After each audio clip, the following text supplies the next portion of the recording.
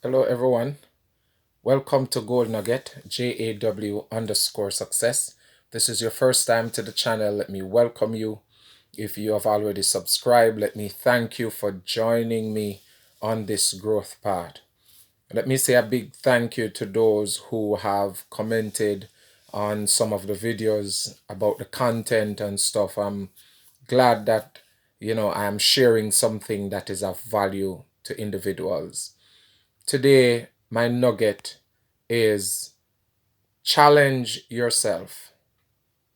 Challenge yourself because life forces us to conform. Life forces us to accept the norm around us. Now, I was driving the other day and en route to where I was going, I was passing some open fields. In one field, I noticed that the birds congregated on the ground and every one of them was in the same place. And I was saying to myself, why is it that there's so much open space across and all the birds seems to congregate in one place?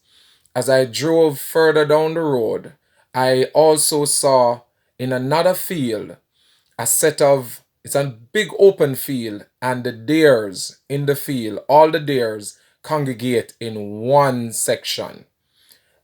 Further down the same street, I realized that I drove by a farm, and the farm was big and open.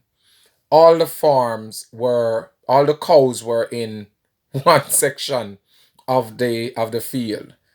Drove a little bit further down the road. There was a slight difference I saw with the sheep. The sheep were all scattered over the field, but there were still some that bundled together. And that caused me to look at life in general, right? And so I started to look at the trees, and I realized that the trees were all congregated. Well, in some parts of England, it's how the local authority have, zone marked the place. And as a result, you will find clusters of trees in a particular place. But then as I move along, I realize that in life, if you look at certain location, you will find a set of or a species of animal that only exists in that region. Is it by design? And as I drove further, it pushed me into thinking about conformity, right? I realized that along a particular street, along the journey, all the trees, it's winter time now, and a lot all most of the trees have lost their leaves, right? And I realized that all the trees in that section, when it is summer, you can't see through the bushes, but as the winter comes or moves along, all the trees in that section lose their leaves, lose the shrubbery around them, so you can see straight across as though it's an open field, right? Every tree loses its leaves. It's a sense of conformity. But this is what stuck out to me. As I drove along that same street, I realized that the housing, right? While you will find a one house sticking out somewhere in the field, the houses are placed together. And I started to ask myself, from the lesser animal to, I wouldn't want to call us animals, but some people say we are the greater animals. So let me work along with that, right? So from the lesser animal to the greater animal, there seems to be this unity or this way of grouping together. Now, like minded people have a tendency to group together. Back in the day when I used to complain about almost everything, I noticed that I have found people who would do the same thing. And Hence, the saying, misery loves company, came up a lot. Think about that. We tend to be drawn to people who are like us. We tend to draw to people who have certain habits and traits that we have. But I want to say to you today, as I have said to myself, if you are going to reach where you want to go, then you're going to have to be able to break away from the norm.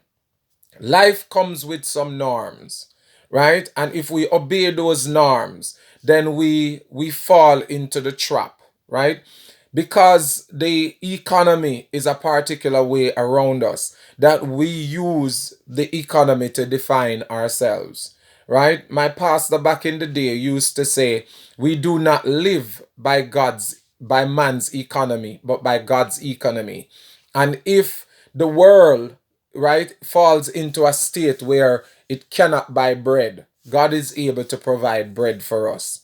And that mindset must transcend church. It must transcend into our lives where we look at ourselves and say, regardless of what is happening around me, I can do better. I can accomplish more, right? There is no law that says because you come from a poor family, right, you should be poor. There is no law that says, a matter of fact, some years ago, somebody talked to me about generational curse. And I said to them that, it's not generational curse, it's generational acceptance. And many of us choose to accept certain things because we saw it in our fathers, we saw it in our mothers, and we choose to accept it. Yes, there are some biological connection between families, and it is often when you go to the doctor and you're feeling certain pain, they tend to ask you certain question, especially if you go there complaining for the finding of a lump. They will ask you, is there anybody in your family that died from cancer, predisposed to certain things, and so on and so forth. And high blood pressure, they say, or hypertension seems to travel across genes, and we tend to accept that this is so. But I want to say to you today that some things, even though it's in our genes, it comes down to lifestyle. It comes down to how we choose to manage ourselves. It comes down to what we choose to put into our bodies.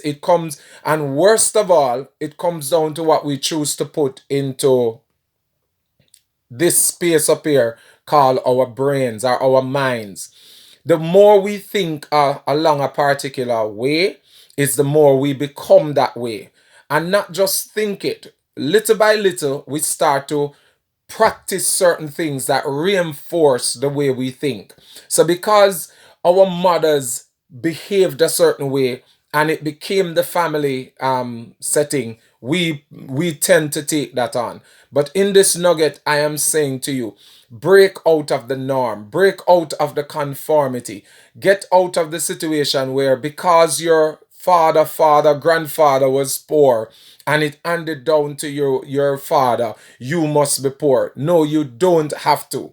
There are some things in life, it's a choice. And sometimes it's not even the choice that we make. Sometimes we live in a particular space because we don't know better.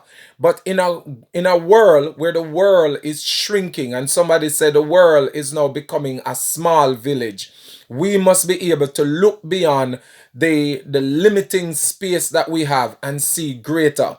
Not because your grandmother used to cut off the tail or cut off the piece of the ham because it could not fit in the tin. That doesn't mean that you can't buy a bigger pot, or you can't buy a bigger stove, or you can't buy a bigger house. The bottom line to it is, what do we choose to do? What do we choose to accept? What do we choose to believe? And I'm saying to you today, if you choose to believe that you're small, then you will be small. If you choose to continue to hang around small-minded people, going after the scraps instead of pushing yourself to discover how to get the whole bacon, to not just a bacon strip, but to get the whole hog, so you can, well, forgive me if you are not a person who eats pigs and pork and hams and those things. But if you choose to go after just one of the cabbage leaf, then you shouldn't complain over somebody else who is going after the entire cabbage field, right? Because conformity is a matter of choice. Yes, there are some things that help us to conform, and because we have conformed, they keep us safe. For example, a stoplight. A stoplight helps to save our lives because we don't know what is coming around the corner. So having a stoplight that says stop here is a good thing. But we must be able to recognize when the light is not working and proceed with caution. And so there are certain things that, if I walk down a street and a dog bite me, right? And I go down another street and a dog bite me. I have the tendency to say dogs will bite you, but it's not every dog will bite you. So as we look at our lives and look at ourselves, we're going to have to say, I'm going to break out of this conformity because this is not my norm. It is somebody else's norm, not mine. All right? And to become successful, we've got to find our norm and define ourselves by our norms and not by everyone else's norm. Somebody else's success might not be your success, and somebody else's road to success might not be the road that you need to take to be successful. So you might need to learn from them, yes, but you need to find your own success strategy, your own pathway. And this is one of the things that I hope Gold Nugget is teaching us, or teaching you, that you and I, as much as there are paths to success, we need to find our own path. Some persons can teach us theirs, but it's for us to learn ours and to learn the environment in which our own will succeed and break out of the norm. This is JAW saying, like, subscribe, share. Bye.